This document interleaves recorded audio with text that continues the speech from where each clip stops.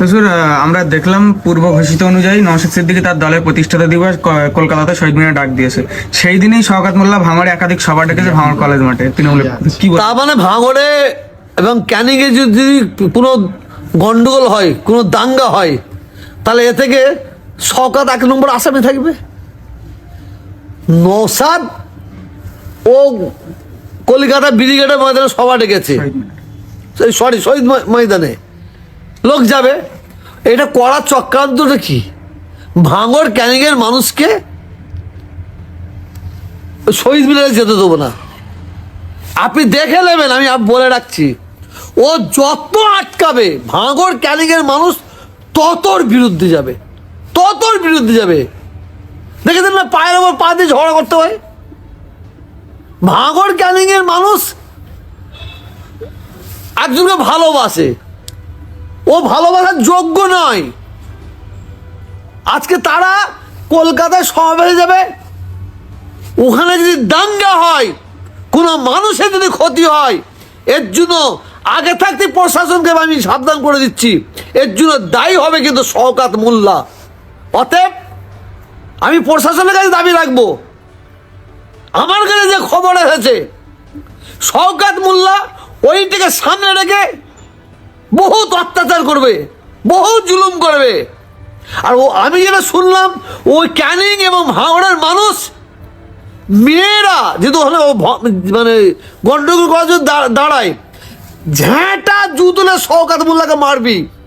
আর যে লোকগুলোকে শওকত মোল্লা আগিয়ে দেবে তাদের ঘরেই ঝাঁটা জুতলে মারবে।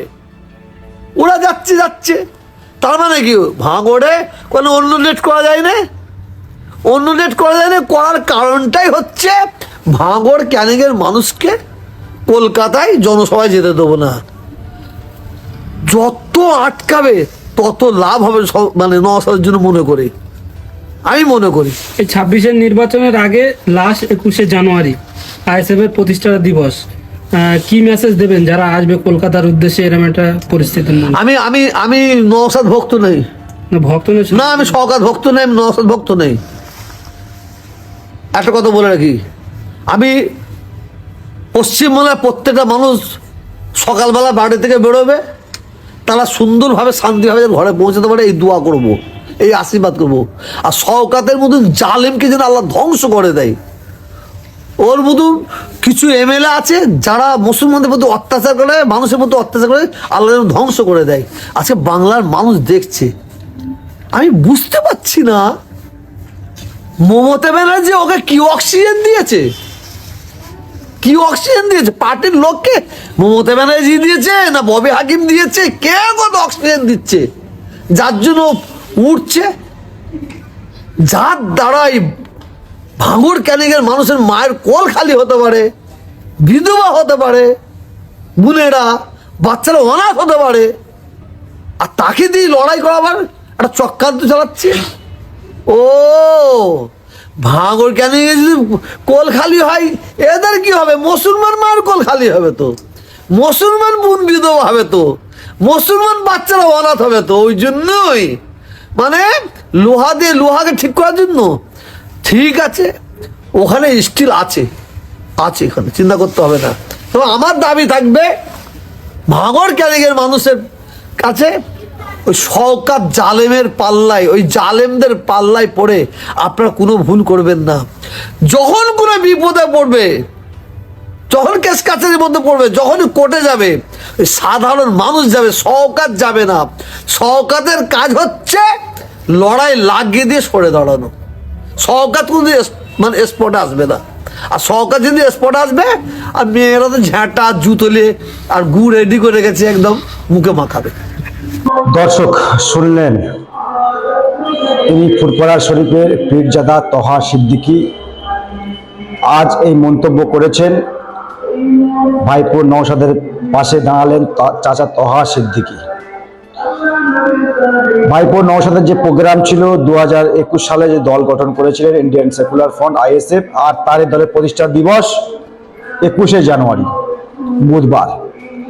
পূর্ব ঘোষিত ভাবে তাদের প্রোগ্রামটা ছিল 21শে জানুয়ারি, প্রতি বছরই প্রায় থাকে। এখন কথা হচ্ছে ভাঙড়ে দায়িত্ব যখন পেয়েছে শওকত মোল্লা সাহেব, নটোরিয়াস ক্রিমিনাল, যাকে মানবাধিকার কমিশনার তাকমা দিয়েছে এবং নটোরিয়াস ক্রিমিনাল কুখ্যাত দুষ্কৃতী যাকে বলে তাকমা দিয়েছেন, সার্টিফিকেট দিয়েছেন। তো তিনি 21শে জানুয়ারি ভাঙড়ে বিভিন্ন জায়গায় তিনি সভা করছেন, রাজনৈতিক সভা ভাঙড়ে বিভিন্ন জায়গায় করছে। কারণ ভাঙড় থেকে প্রচুর সংখ্যা একটা মানুষ, বিপুল পরিমাণ একটা মানুষ তারা কলকাতা শহীদ মিনারে যাবে নওশাদ সিদ্দিকীর ডাকে, যেমনটা প্রতি বছর আর কি যায়, সেই অনুযায়ী তিনি যাবেন এবং তাদের যে প্রতিষ্ঠা দিবস রয়েছে সেখানে পালন করবেন। এবছর তো খাস করে আব্বাস সিদ্দিকীরা তারা যাবেন, আব্বাস সিদ্দিকী সাহেব যাবেন। বুঝতে পারছেন দু ভাই একই মঞ্চে বক্তব্য রাখবেন। তো সেখানে কিন্তু বিপুল পরিমাণ একটা মানুষ যাওয়ার পরিকল্পনা করছে এবং যাবে বটে, যত বাধা হোক না কেন যাবে। তবে 2022 সালে যেভাবে মানুষকে অত্যাচার করেছিল এই শওকত মোল্লার বাহিনী, তৃণমূল বাহিনী এবং ক্যাটার বাহিনী, শওকত মোল্লার বাহিনী, সেভাবে একটা কিন্তু পরিকল্পনা করছেন। এই শওকত মোল্লা ছক রেখে দিয়েছে আর কি, যে ওই দিনকে যত মানুষ আইএসএফ এর ভক্ত কর্মী যারা কলকাতামুখী হবে তাদেরকে বহুত মারধর করা হবে এবং লুটপাট করা হবে। তার আগে তহা সিদ্দিকীর বিস্ফোরক মন্তব্য, তিনি বললেন যে যদি ভাঙড়ে কোনো মানুষের কোনো মানুষের কোনো ক্ষতি হয় তার জন্য শওকত মোল্লা সাহেব দায়ী। তিনি পরিষ্কার সাফ জানিয়ে দিলেন তার দীর্ঘদিনের অভিজ্ঞতা রয়েছে। তবে আমাদের তহা সিদ্দিকীর সঙ্গে হয়তো অনেক মতো পার্থক্য হতে পারে। তো তহা সিদ্দিকী সাহেব যে সমস্ত পরিকল্পনা মনে এঁকেছে এবং মিডিয়াতে প্রকাশ করেছেন, তিনি জানিয়েছেন, তবে এটা সঠিক। ভাঙড়ের অত্যাচারের রোলাট কিন্তু চলবে 21শে জানুয়ারির দিনে, 21 তারিখে বুধবার অত্যাচারের অলাট চলবে। কারণ ভাঙড়ের মানুষদের কোনো রকমের কলকাতামুখী হতে দেওয়া যাবে না। কারণ গেলে কলকাতার যে মানুষের একটা ঢল নেমে পড়বে, তাতে করে শাসকের অনেক ক্ষতি হয়ে যাবে। তো শাসক শওকত মোল্লাকে দিয়ে এই পরিকল্পনাগুলো করছে, শাসক শওকতকে দিয়ে এই পরিকল্পনাগুলো করছে। জানি না কতটা তারা কামিয়াব হবে। তবে নওশাদ সিদ্দিকীর দলের ছেলেরা তারাও রেডি রয়েছে।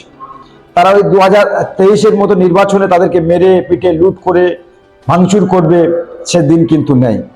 তহা সিদ্দিকী সাহেব মন্তব্য তিনি করেছেন, রাজ্য সরকার এবং রাজ্য সরকারের পুলিশের বা কলকাতা পুলিশ, যেহেতু এখন ভাঙড় কলকাতা পুলিশের আন্ডারে রয়েছে, কলকাতা পুলিশকে ভাবতে হবে কোনো রকম ঝামেলা ছাড়া, অশান্তি ছাড়া নওশাদের যে প্রোগ্রাম হচ্ছে ওখানে মানুষকে যাওয়ার জন্য রাস্তা করে দেওয়ার জন্য আহ্বান তিনি জানালেন।